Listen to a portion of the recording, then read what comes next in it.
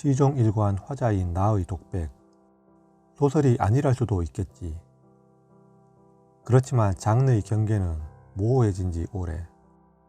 음울하고 조용하게 침잠하는 외침들을 따라 따박따박 빛나는 문장들을 따라간다.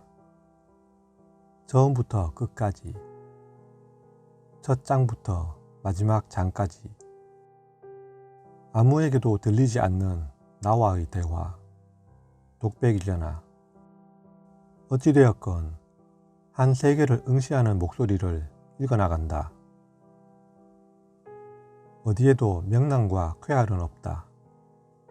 그래서 나는 더 깊이 흡입된다. 일찍이 소설가 이인성은 다음과 같이 말했다. 여담을 적자면 이 소설을 되풀이 읽다가 나는 혹시 작가의 남자친구나 가까운 누군가가 자살을 했던 건 아니었을까?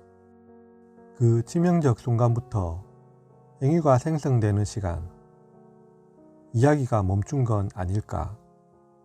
막연히 상상했었다. 작가를 만나면 한번 물어보고 싶다. 사실로서가 아니라 상상으로라도 그와 유사한 어떤 체험의 순간이 이 작가 속에 깊은 심연을 파놓은 듯하다. 그러게 적확하게 짚지 않았나 싶다.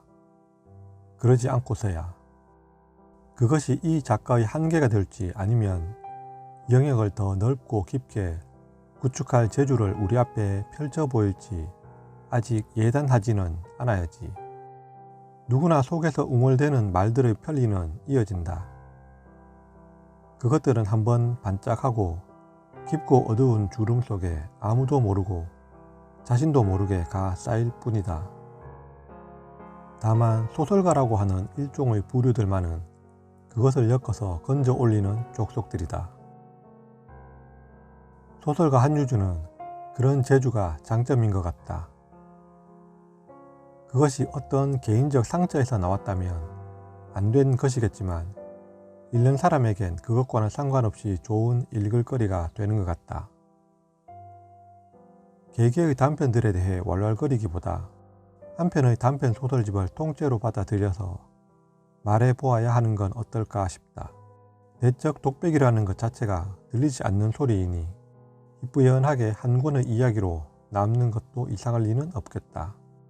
목소리를 내는 몸은 편편마다 다르겠지만 그 몸의 정신 또는 영혼이 모두 하나라면 결국 하나인 셈. 그렇다고 낱낱의 화자들이 뭘 개성적이다 라고 하지는 말 것. 한 편의 시로 떼어내도 무방할 것 같은 편편들과 많은 문장들이 빛난다. 곱씹어 보고 싶은 소설을 오랜만에 만났다. 재미가 없다고도 하겠지만 내게는 좋은 소설로 남는다. 이번 달로 이후에 묶인 작품들의 목소리가 어떠한지 모르겠지만 과연 어떻게 밀고 나갈지, 어디까지 밀어붙일지 그러한 힘은 있는지 기대되지 않을 수가 없다. 타인의 상처에서 비롯된 힘을 더 기대한다는 것이 한편 비정한 것도 같지만 어찌할 수 없는 일 아닐까. 그 힘으로라도 써야 한다면 그런 힘이라도 있어야 할 밖에. 다만 그 힘에 압도당하지만 않기를. 만약 다르게 변신한다면 그 모습은 어떤 것이 될까? 벌써 변신을 운운하기엔 너무 이르다는 감이 든다. 오랜만에 관심과 기대를 걸어도 좋을 작가를 발견했다. 개개의 작품에 대한 느낌보다 두루뭉술하게 소설집 한 권에 대한 느낌으로 마감한다. 다음은 각 단편에서 뽑아본 문장들이다.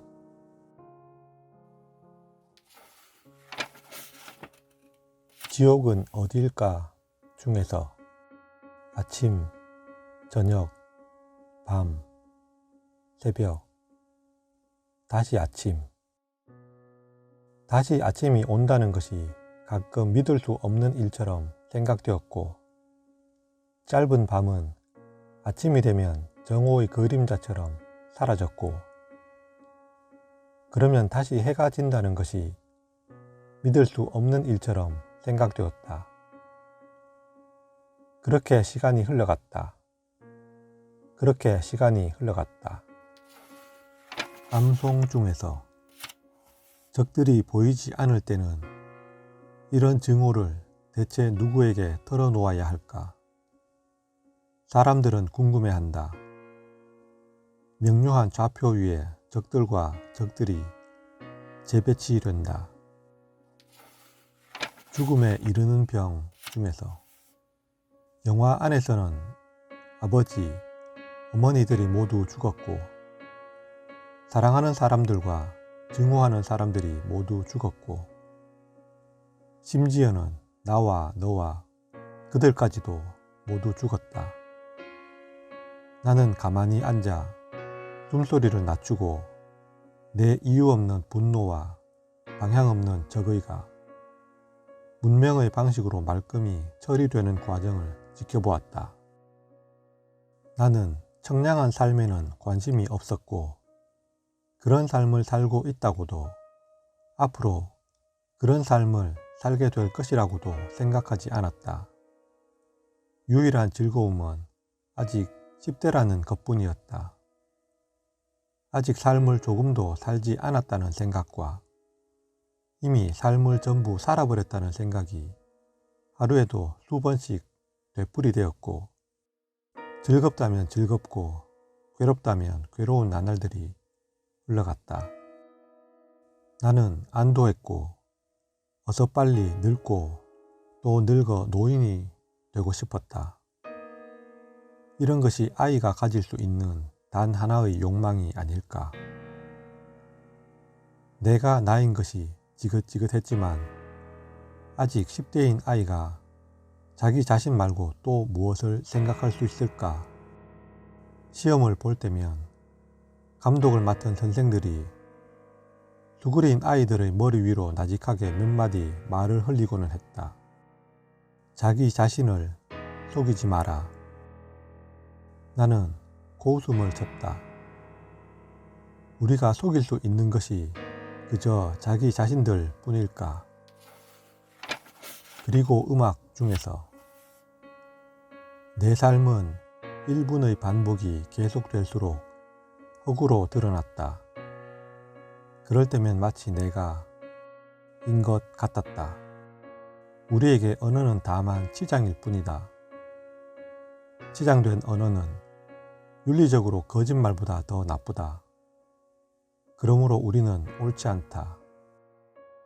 가상의 세대에 걸맞은 가상의 언어. 우리는 닥치는 법을 배워야 한다. 나는 두 입술을 맞물린다. 그러나 이 텅 빈 상태가 사라지지는 않는다. 거부. 무엇에 대한. 나는 자꾸만 살아남는다. 그것이 나의 삶을 위협한다.